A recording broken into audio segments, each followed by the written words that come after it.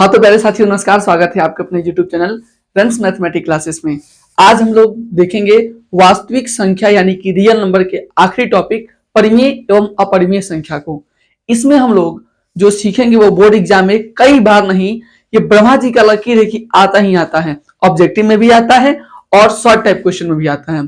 जैसे कि उसमें देता है सिद्ध करे कि निम्न संख्याएं अपरिमेय संख्या है। देखिए, हमने आपके लिए सबसे बढ़िया उपाय क्या किया है कि हमने टाइप वाइज में बांट दिया है। यानी कि अगर आपको हम √3 पे सिखाएंगे तो क्या आप √5 पे नहीं बना लीजिएगा, √7 पे नहीं बना लीजिएगा। एक टाइप सीखिए, सबको बनाइए और आपको एकदम आसानी से बताएंगे। दूसरा टाइप लिया है 3 + 2 √5।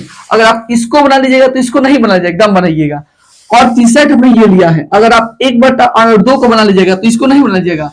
तो हम हर एक टाइप के एक एक क्वेश्चन को समझेंगे और बाकी सब आप लोग घर पे बनाइए और हमारे व्हाट्सएप पे भेज दीजिए, ठीक है। तो सबसे पहले अब हम सीखेंगे √3 को हम कैसे सिद्ध कर सकते हैं कि वो अपरिमेय संख्या है। आइए शुरू करते हैं। तो आइए दोस्तों, हम इसमें सीखेंगे पहले टाइप को जिसमें हम अपरिमेय संख्या सिद्ध करना सीखते हैं। ये उसका पहला टाइप जिसमें √ के अंदर कोई संख्या दिया होगा और बोलेगा कि सिद्ध करिए कि √3 एक अपरिमेय संख्या है। अगर आप एक सीखेगा तो इससे रिलेटेड इसके अंदर अगर मान के चलिए 2 आता है या 5 आता है, 7 आता है तो आप उसे आसानी से सिद्ध कर दीजिएगा। देखिए, इसको सिद्ध करने के लिए हम एक रूल लगाते हैं जिसको विरोधाभास नियम कहते हैं। मतलब मान के चलिए कोई परिमेय है तो उसको परिमेय मानेंगे, परिमेय है तो उसको परिमेय मानेंगे, जो है उसका ठीक ऑपोजिट पहले मान लेंगे। इसको अपरिमेय सिद्ध करना है तो हम मान के चलते हैं कि परिमेय है। तो सबसे पहले यहाँ पे लिखेंगे सॉल्यूशन, यहाँ पे डालेंगे बाबू सॉल्यूशन और लिखेंगे माना √3 एक परिमेय संख्या है।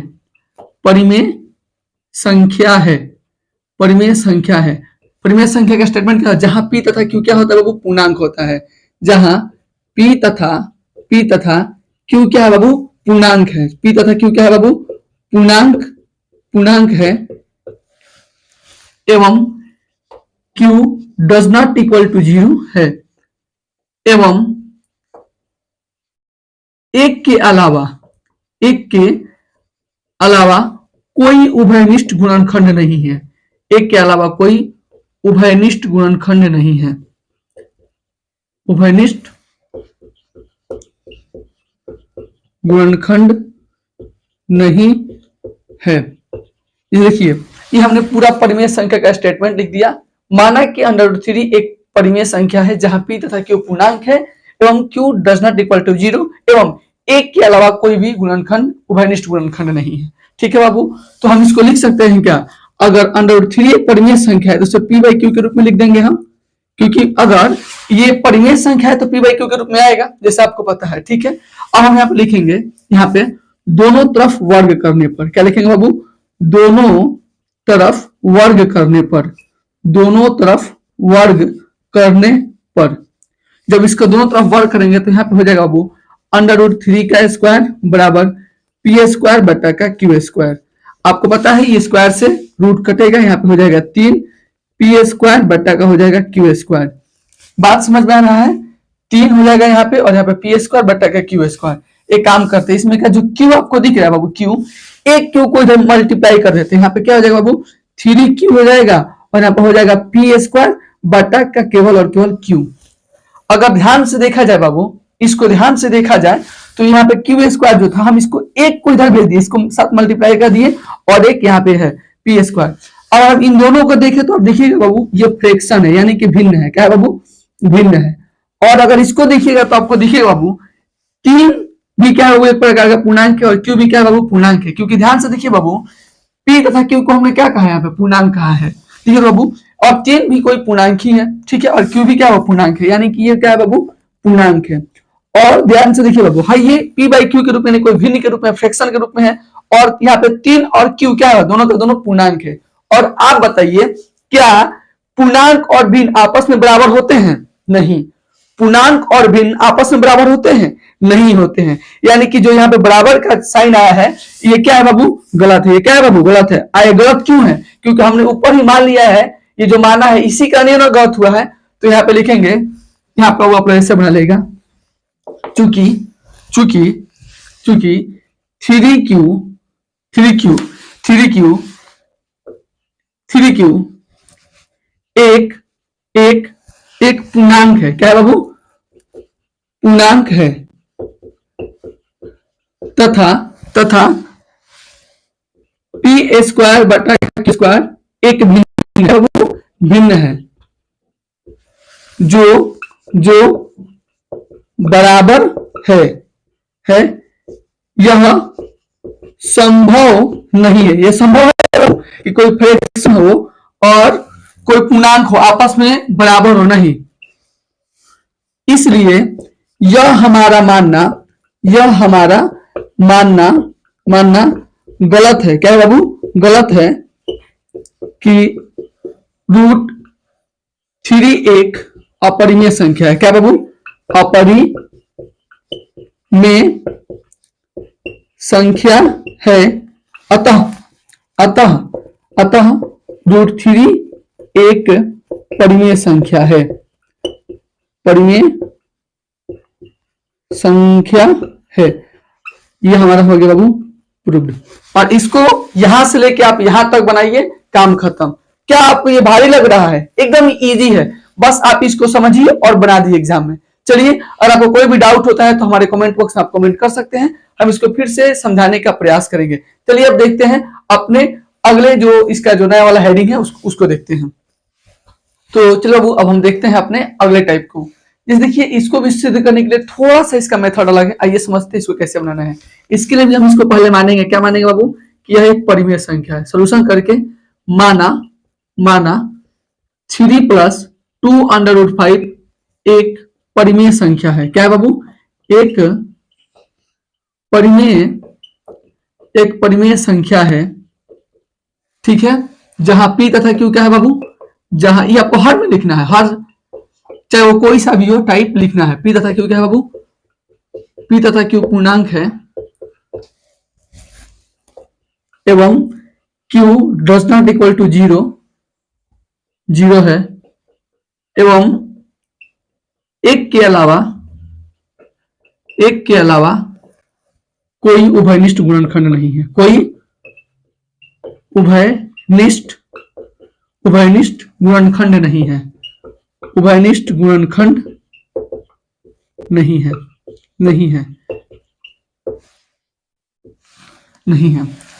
कोई भी आपको टाइप है, चाहे ये वाला टाइप जिससे पहले वाला या जो इसके बाद आएगा, उसमें इस स्टेप को लिखना है। माना 3 + 2 एक परिमेय संख्या है जहां P तथा Q क्या है वो पूर्णांक होता है और Q का मान 0 के बराबर नहीं होना चाहिए। ये परिमेय संख्या का डेफिनेशन होता है। और उसमें हम क्या जोड़े हैं? एवं एक के अलावा कोई उभयनिष्ठ गुणनखंड नहीं होना चाहिए। उभयनिष्ठ गुणनखंड का मतलब अब ये होता है ना, जैसे कि आप फैक्टर ले रहे हैं, दोनों का दोनों जो फैक्टर है उसमें केवल एक ही आना चाहिए, दो इसमें फैक्टर्स नहीं आने चाहिए। उभयनिष्ठ केवल एक के अलावा उसका कोई भी फैक्टर गुणनखंड नहीं होना चाहिए। ठीक है, जब हम करेंगे तो आपको समझा देंगे। ठीक है बाबू, अब देखिए इसको हमने क्या माना है बाबू? परिमेय संख्या। ठीक है बाबू, तो अगर हम चाहें तो इसको लिख सकते हैं क्या?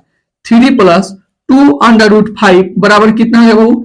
P/Q, क्योंकि हमने इसे परिमेय संख्या माना है ना बाबू। चलिए, अब हम जब इसको परिमेय संख्या माने हैं तो हम एक काम करते हैं, ये जो 3 आपको इधर दिख रहा है बराबर के उधर भेजेंगे, तो ये क्या है बाबू? प्लस में उधर जाएगा तो क्या हो जाएगा? माइनस में।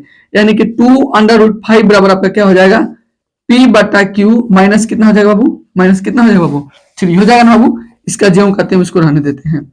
ध्यान से देखिए तो बाबू, इसका एलसीएम लेंगे तो क्या मिलेगा हमको? Q मिलेगा और यहाँ पर हो जाएगा बाबू Q से कटेगा एक मत में, ऊपर से गुणा होगा तो क्या मिलेगा हमको? P माइनस तो माइनस, इसके बाद में कुछ भी क्या है? एक है, एक में जब इसे Q मत में कटेगा और Q में जब 3 से हम गुणा करेंगे तो यहाँ पे हो जाएगा बाबू 3Q।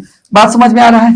चलिए, ये स्टेप हम लोग कंप्लीट हो गया। अब देखिए इस 2 को इधर भाग में गुणा में है, बराबर क्यों जाएगा तो कौन सी हो जाएगा बाबू? ये आपका भाग में आ जाएगा, यानी कि √5 बराबर हमको मिलेगा P माइनस का 3Q बटा का 2Q मिलेगा ना बाबू। हम इसको इक्वेशन 1 मान लेते हैं। होपफुली आपको सब स्टेटमेंट समझ में आ गया होगा। सबसे पहले हम इसको P/Q के रूप में माने हैं, 3 प्लस में था उधर भेजे हैं तो माइनस में हो गया। फिर इन दोनों का एलसीएम लिए हैं, एलसीएम लेने के बाद जैसे बाटा पर घटाव करते हैं ना वैसे ही किए हैं और इन पूरे को हम इक्वेशन 1 मान रहे हैं। ध्यान से बाबू देखिए, आप P का और Q का कोई भी मान आपको जो मान आता है वो इसमें रखिए। तो बाबू 1 2 3 आपको जो आता है रखिएगा ना तो देखिएगा ध्यान से बाबू कि आपको परिमेय संख्या ही मिलने वाला है। क्या मिलने वाला है बाबू? परिमेय संख्या। जैसे मान के चलिए अगर हम p बराबर 1 रखें, ठीक है, और q बराबर बाबू 2 रखें, तो इसमें हम एक अगर समीकरण 1 में रखें तो क्या मिलेगा? p का मान क्या है बाबू? p का मान हमने क्या लिया है? 1 माइनस का 3 इंटू q, q का मान क्या लिया बाबू? 2, ठीक है। 2 है तो 2, q का मान हमने क्या लिया है? 2। तो देखिए तो बाबू 1 का 1, 3 एकम 3 बट्टा 2 दूनी 4 मिल रहा है ना बाबू।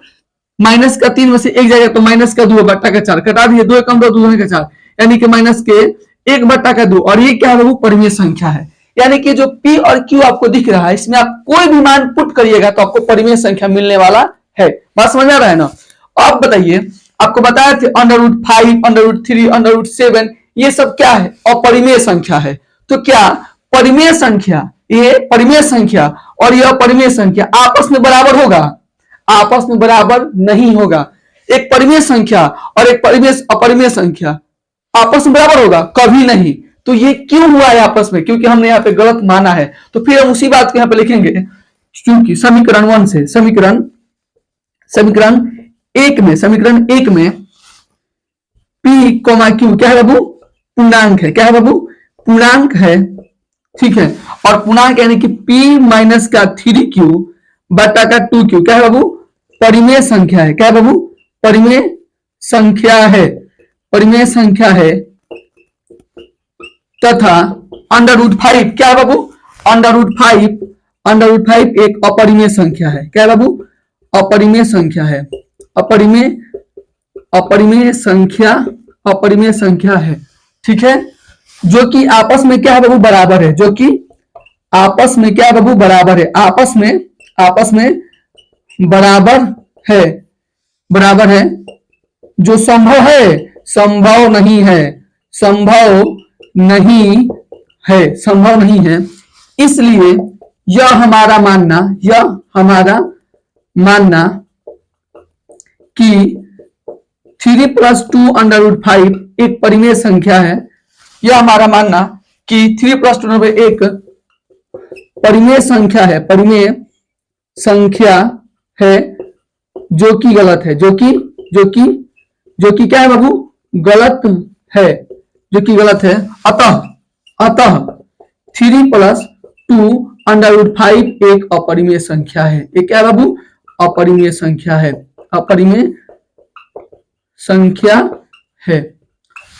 देखिए ये स्टेप बड़ा नहीं है, ये हिंदी लिखना भी कठिन नहीं है। जो आपने इस काम को किया है उसी के बारे में लिख देना है और अंत में लिखना है यह हमारा मानना। आपने इसे परिमेय संख्या माना था जो कि गलत था, लिख दिए। अब अंत में लिख देना कि प्रूफ हुआ कि क्या बाबू? ये अपरिमेय संख्या है, ठीक है। चलिए अब हम देखते हैं इसके अगले टाइप को। अगर आपको कोई भी दिक्कत होता है तो आप हमें कमेंट कर सकते हैं। तो चलिए दोस्तों अब हम देखते हैं अपने आखिरी टाइप को। देखिए ये इसमें लिखा है कि सिद्ध कीजिए कि 1/√2 एक अपरिमेय संख्या है। देखिए इसको बहुत लोग ट्रिक मेथड से भी बनाते हैं, लेकिन आप लोगों को रियल वाला मेथड समझना है, ठीक है। जैसे हम आप लोग बताए हैं, यहाँ पे लिखना है सॉल्यूशन। माना 1/√2 एक परिमेय संख्या है। एक परिमेय संख्या है जहां p तथा q पूर्णांक है। p तथा q क्या है बाबू? पूर्णांक है एवं q does not equal to 0 है एवं एक के अलावा कोई उभयनिष्ठ गुणनखंड नहीं है। कोई उभयनिष्ठ गुणनखंड नहीं है। चलिए बहुत बढ़िया है। तो हम इस स्टेटमेंट को हर टाइप के क्वेश्चन में लिख रहे हैं। तो अगर ये परिमेय संख्या है तो 1/2 को हम p/q के रूप में लिख सकते हैं। चलिए अब कुछ नहीं करेंगे, लिखेंगे दोनों तरफ वर्ग करने पर। दोनों तरफ वर्ग करने पर हम दोनों तरफ वर्ग करेंगे तो यहाँ पे ध्यान से देखिए 1/√2 का वर्ग हो जाएगा। यहाँ पे p का स्क्वायर, यहाँ पे q का स्क्वायर हो जाएगा। 1 का वर्ग 8 और स्क्वायर से रूट कटेगा तो क्या हो जाएगा बाबू 1/2 बराबर पी का स्क्वायर बटा का क्यू का स्क्वायर। ये क्यू 1 में जब गुणा होगा क्रॉस मल्टीप्लिकेशन तो यहाँ पे हो जाएगा बाबू क्यू का स्क्वायर बराबर 2p स्क्वायर। ठीक है बाबू। अब देखिए हम यहाँ पे पी स्क्वायर को ऐसे ही रहने देते हैं, ठीक है बाबू, और इसको भाग में देते हैं यानी कि क्यू स्क्वायर बटा 2 बराबर का पी का स्क्वायर। ठीक है बाबू। अब इसको ध्यान से समझिए, पी स्क्वायर है क्यू स्क्वायर बटा 2, इसका मतलब क्या हुआ, इसको हम इक्वेशन 1 मानते हैं। ठीक है बाबू, इसको हम इक्वेशन 1 मानते हैं। इसका मतलब हुआ कि क्यू स्क्वायर 2 से क्या है वो विभाज्य है।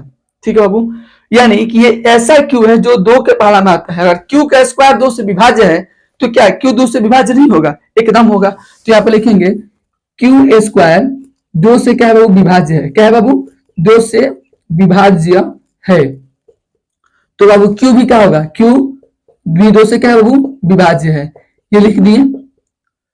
चलिए अगर क्यू स्क्वायर 2 से विभाज्य है तो क्यू भी क्या होगा वो 2 से विभाज्य होगा। तो आपको यहाँ पे जो क्यू दिख रहा है ना, क्यू के जगह पर कोई ऐसा मान रखना है जो कि धनात्मक पूर्णांक हो और 2 के पहाड़ा में आता है। तो हम एक काम करते हैं, क्यू को 2 के मान लेते हैं। अगर आपको मन करे 2a 2b कुछ भी मान सकते हैं, लेकिन वो ऐसा चीज मानना है जो इसके पहाड़ा में है। ठीक है, तो हम एक काम करते हैं, इसके आगे यहां बनाते हैं माना माना माना माना क्यू बराबर 2k। ठीक है, माना क्यू बराबर 2k और यहां पे लिखना है जहां जहां k बराबर पॉजिटिव इंटीजर यानी कि जो k है बाबू धनात्मक पूर्णांक है। ठीक है बाबू, तो यहाँ पे जो q है 2k के बराबर है ना, तो इसको हम इक्वेशन 1 में रखते हैं। ठीक है, q का मान समीकरण 1 में रखने पर, समीकरण 1 में रखने पर q का मान समीकरण 1 में हम जब रखेंगे तो हमको क्या मिलेगा बाबू, ये समीकरण 1 है ना बाबू, यानी कि q का स्क्वायर बटा का 2 और बराबर में कितना है बाबू p का स्क्वायर रखते हैं। यहाँ पे कितना हो जाएगा बाबू 2k का स्क्वायर बटा का 2 बराबर p का स्क्वायर। ठीक है बाबू, देखिए 2 का स्क्वायर हो जाएगा 4 और हो जाएगा k स्क्वायर बटा का 2। ठीक है, यहाँ पे देखिए 2 से कटेगा 2 दूना का 4 बराबर में p स्क्वायर है तो बाबू p स्क्वायर। ध्यान समझिए, अब यहाँ पे क्या मिलेगा बाबू, यहाँ पे मिलेगा, सुनिए बाबू, यहाँ पे मिलेगा 2k स्क्वायर बटा का p स्क्वायर। ठीक है, k स्क्वायर को ऐसे ही रहने देते हैं। ठीक है बाबू, k स्क्वायर को यहाँ पे हो जाएगा p स्क्वायर बटा का 2। ठीक है, अब हम इसको इस इक्वेशन नंबर 2 मान लेते हैं, इसको इक्वेशन 2 मान लेते हैं।